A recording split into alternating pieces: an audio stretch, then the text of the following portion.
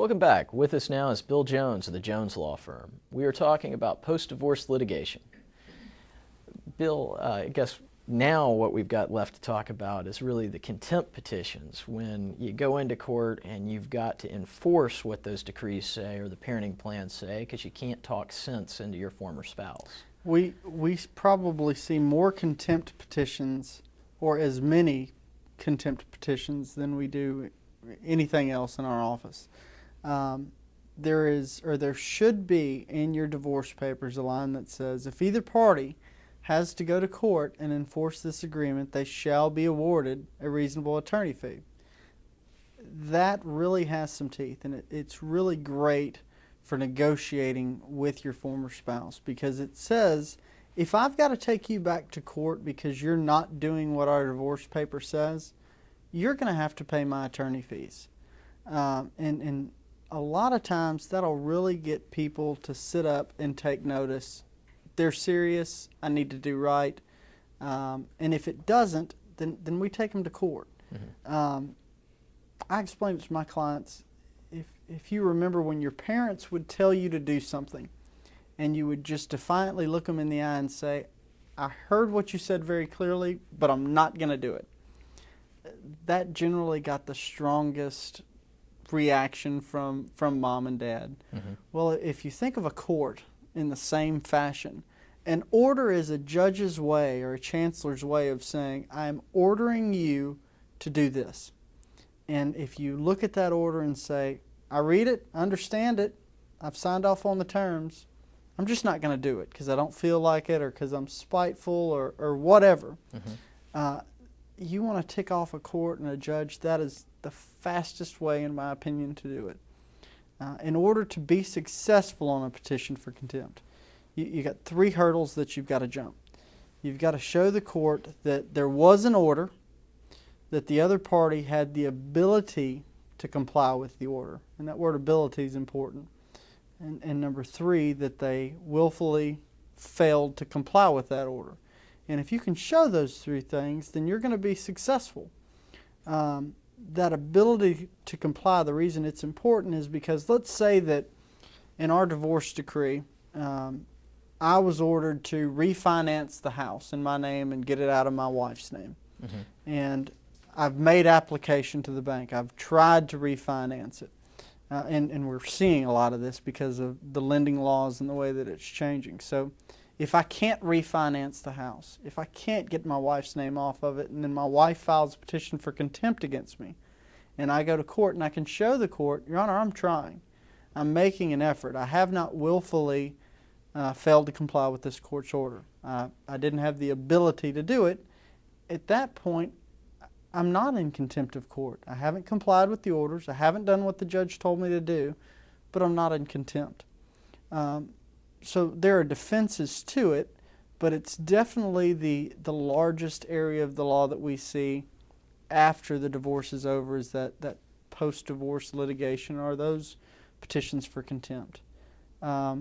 Sometimes you get into just some crazy issues. Mm-hmm. I think we were talking during the break about just some things that generally seem kind of trivial. That's where you really need to do a cost-benefit analysis on it. Do you really want to go out and hire an attorney and pay them this much because the other party didn't give you a teapot that you were supposed to get? I mean, go to Sears. Go somewhere and buy yourself a new teapot. Just Let it go. Yeah, and this is one of those areas, too, where I think if you're in the middle of your divorce, you want to make sure that you've got somebody that's going to draft something appropriately, because what I see is where I've got a divorce attorney that didn't bother to talk to anybody that knows anything about taxes and put some provision in there that, spouse A or B shall have such and such done with the IRS by X date, which I look at as a tax guy and I go, that's impossible. Might as well move the Rock of Gibraltar by myself. That's not a reasonable time frame. Sure. And then you get in there on a contempt petition. They put me on the stand and I try to explain to the court why that's not reasonable.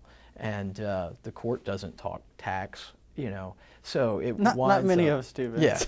Yeah. It winds up into a very interesting scenario, which could have been nipped in the bud had somebody stopped and asked Sure. someone that knew something. Sure. The drafting of those documents is really something that can keep you out of court down the line. But again, to think that anything we sign today is going to be good in 10 and 12 years, that is just aspirational in nature. Mm-hmm. I'm not saying it doesn't happen, but it's a tall order to fill, and you definitely need to make sure that you take the time to review it, and you need to think outside the box. What issues could come up? If I'm giving them the car and saying they're going to refinance it, do they have the ability to do that? Can they afford to do that? I know their credit. I've lived with them. I may write it in this paper, but they may not be able to do it. So it's important to really consider and think off a couple of years in the future, and what problems are we going to have. The other thing is you need to make sure that your divorce paper has that provision in there that the other side will pay your attorney fees if and when you do have to go back to court and try and enforce that order. Mm-hmm. Yep. Yeah, and the attorney's fees, it's a big issue. And, one of the other things in there now, we're required by law to put that provision in there that debts can be collected from either party, even though this is distributed them. Yeah, and if you and I have an agreement and we sign something with a bank saying, Mr. Bank, if you'll loan us the money, we'll pay you back. And then we have a side agreement that says, Vince, you'll just pay it back. The bank doesn't care. Mm-hmm. The bank doesn't care what agreement we had together, and it's the same in a marriage. If we agree to pay it when we're married, when we're divorced, we both still owe it, and they can come back after either of us, no matter what we put in those papers. Yeah. So our time is up for this edition of Legalese. I would like to thank our guest for taking time out of his busy schedule to be with us and for sharing his thoughts and insights. If you would like more information about Legalese or any other program on GHS TV, please refer to our website at ghstv.org. Thank you for joining us today, and be sure to join us next month for more discussion on legal topics. Until then, I am Vince Perryman. Thank you for watching.